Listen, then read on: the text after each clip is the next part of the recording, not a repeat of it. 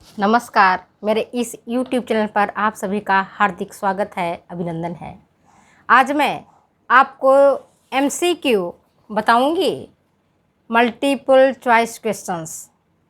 जो मैंने मॉर्निंग में आपको प्लेटलेट्स के बारे में बताया था, समझाया था, उसी से संबंधित प्रश्नों के बारे में आपको पूछ रही हूँ, ताकि आप इन प्रश्नों का जवाब दें। और कल के दिन मॉर्निंग में आप देखोगे डिस्क्रिप्शन बॉक्स में जा कर के मैं इनका आंसर भी बता दूंगी। मेरे दोस्तों, पहले भी मैंने आपको बताया था, पहले आप पढ़ो, उसका कंसेप्ट को क्लियर करो। अगर आपका कंसेप्ट क्लियर हो जाता है तो चाहे कैसा भी प्रश्न हो, उस प्रश्नों का जवाब आप बड़ी आसानी से, बड़े आराम से आप दे सकते हो। मेरी बात आपको समझ में आ गई होगी। मैं क्या कहना चाहती हूँ कि जो मैंने आपको सुबह में प्लेटलेट्स के बारे में आपको वीडियो बनाया है, उस वीडियो को आप ध्यान से देखो, और फिर उसी में आपका आंसर है। और फिर मैंने उससे संबंधित आपको प्रश्न बनाए हैं और इन प्रश्नों का आपको जवाब देना है। ठीक है, तो मैं आपको पहला प्रश्न पूछती हूँ। वो ये है, थ्रोम्बोसाइट्स में थ्रोम्बो का अर्थ क्या है? थ्रोम्बोसाइट्स में थ्रोम्बो का अर्थ क्या है? पहला, जमाना। दूसरा, कोशिकाएं।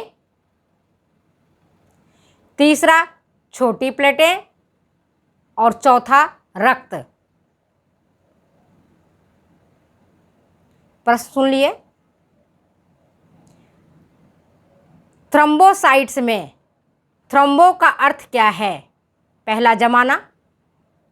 दूसरा, कोशिकाएं। तीसरा, छोटी प्लेटें। चौथा, खून। कौन सा आंसर होगा, ये आप ढूंढिएगा। अगर आपको नहीं मिलता है तो मैं आपको डिस्क्रिप्शन बॉक्स में दूसरे दिन कल वीडियो डालूंगी, है ना, तो आपको दूसरे दिन आपको इसको मिल जाएगा। डिस्क्रिप्शन बॉक्स में जाओगे, इसका आंसर मैं आपको बता दूंगी। दूसरा प्रश्न, प्लेटलेट्स का निर्माण होता है।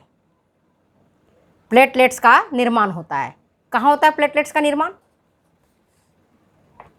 पहला, आरबीसी के मेगा कैरियोसाइट्स के कोशिका द्रव्य में।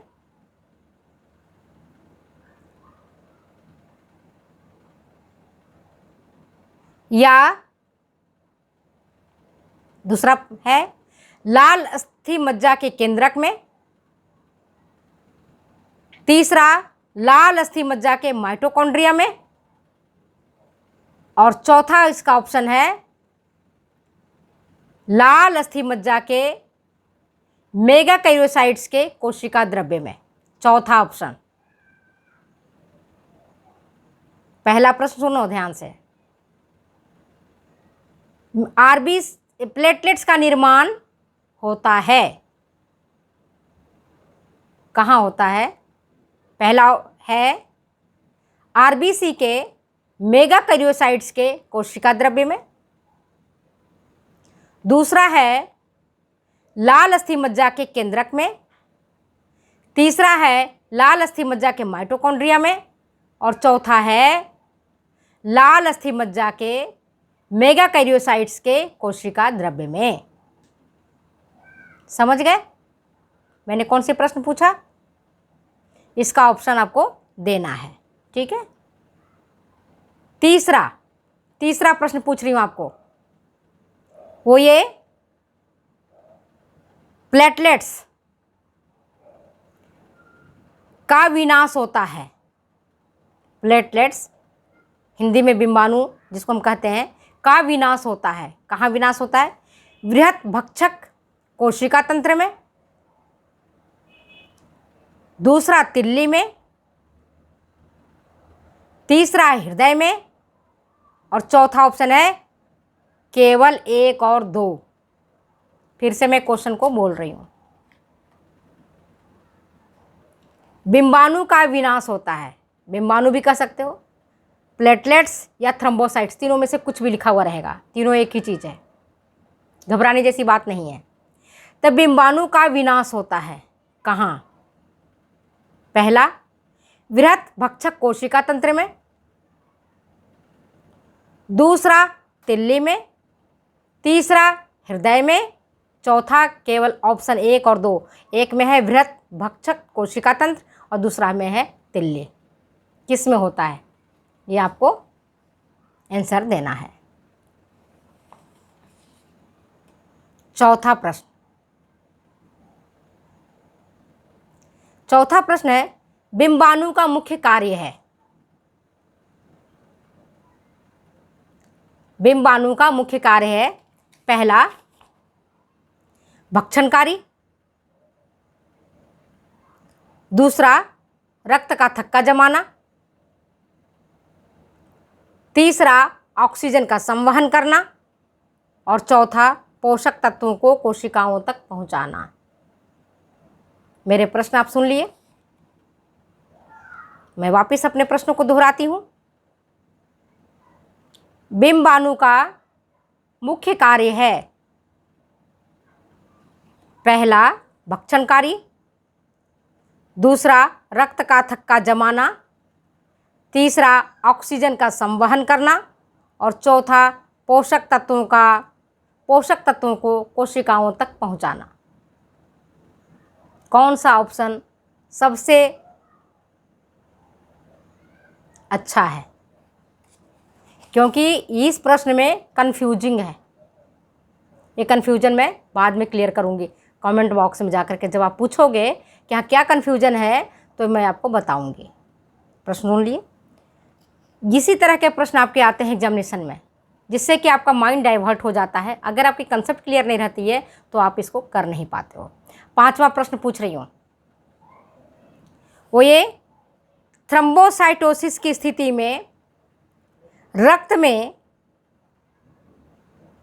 बिंबाणु की संख्या सामान्य से बढ़ जाती है,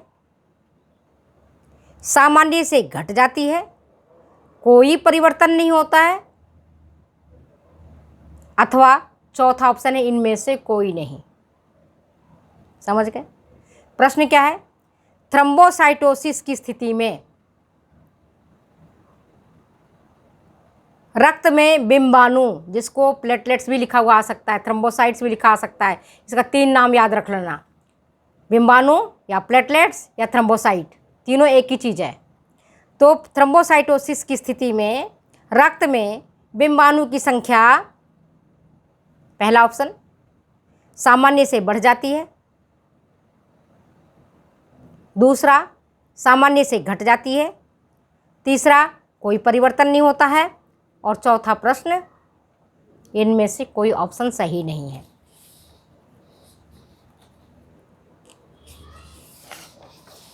अब छठा प्रश्न देखिए, अगर ऑपरेशन द्वारा तिल्ली को बाहर निकाल दिया जाए, तिल्ली मतलब स्प्लीन, अगर ऑपरेशन द्वारा तिल्ली को बाहर निकाल दिया जाए तो बिंबाणु की संख्या बढ़ जाएगी, बिंबाणु की संख्या घट जाएगी, कोई परिवर्तन नहीं होगा, अथवा चौथा ऑप्शन इनमें से कोई नहीं। अगर ऑपरेशन द्वारा तिल्ली को निकाल दिया जाता है, प्रश्न फिर से सुनिए, अगर ऑपरेशन द्वारा तिल्ली को निकाल दिया जाता है तो ऑप्शन, पहला ऑप्शन सुनो, बिंबाणु की संख्या बढ़ जाएगी, बिंबाणु की संख्या घट जाएगी, या कोई परिवर्तन नहीं होगा, या अथवा कोई ऑप्शन इसमें से सही नहीं है। ठीक, अब मैं आपको पूछ रही हूँ सातवां प्रश्न। सातवां प्रश्न कौन सा है? मासिक धर्म के समय,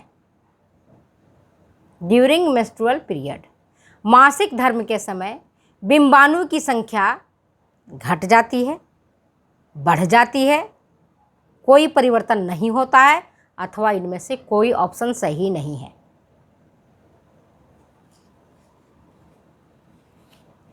फिर से पूछ रही हूँ, मासिक धर्म के समय बिंबाणु की संख्या घट जाती है, बढ़ जाती है,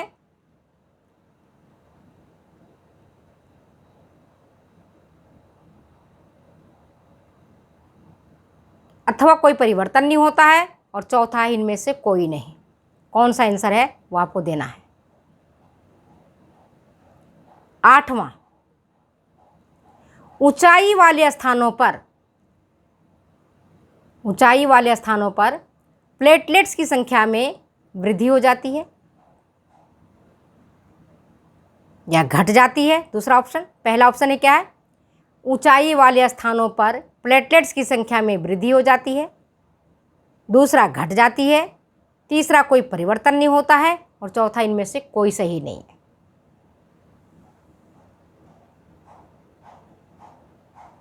आंसर आपको बताना है। और 9वां प्रश्न, डेंगू रोग होने पर प्लेटलेट्स की संख्या में बढ़ोतरी हो जाती है। प्लेटलेट्स, जिसको आप बिम्बाणु बोलोगे या थ्रोम्बोसाइट बोलोगे, तीनों एक ही चीज़ है, मैं बार बार बोल रही हूँ, इसमें कंफ्यूज होने वाली बात नहीं है। तो कहोगे कि कहीं थ्रोम्बोसाइट लिखा है, कहीं बिम्बाणु लिखा है, कहीं प्लेटलेट्स लिखा है, एक ही चीज़ है, ये केवल आपको कंसेप्ट क्लियर करना है।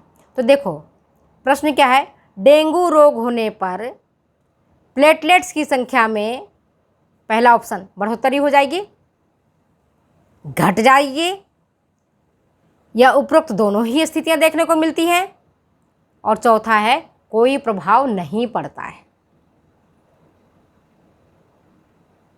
फिर से क्वेश्चन सुनो, डेंगू रोग होने पर प्लेटलेट्स की संख्या में बढ़ोतरी हो जाती है या घट जाती है, या उपरोक्त दोनों ही स्थितियां देखने को मिलती हैं, या कोई प्रभाव नहीं पड़ता है। क्या होगा इसका आंसर, आप देखिए। और 10वां प्रश्न, वो ये, साइटोपिनिया की स्थिति में रक्त में बिम्बाणु की संख्या घट जाती है या बढ़ जाती है, कोई परिवर्तन नहीं होता है, और चौथा ऑप्शन है उपरोक्त सभी। प्रश्न वापस पूछ रही हूँ, थ्रोम्बोसाइटोपिनिया की स्थिति में रक्त में बिम्बाणु की संख्या घट जाती है, दूसरा ऑप्शन है बढ़ जाती है, तीसरा ऑप्शन है कोई परिवर्तन नहीं होता है, और चौथा है उपरोक्त सभी। कौन सा ऑप्शन होगा ये आपको आंसर देना है। और एक प्रश्न और है, थ्रोम्बोसाइटोपिनिया के कारण हैं। थ्रोम्बोसाइटोपिनिया के कारण हैं, पहला ऑप्शन, अस्थि मज्जा के दबने से, दूसरा संक्रामक रोग होने से,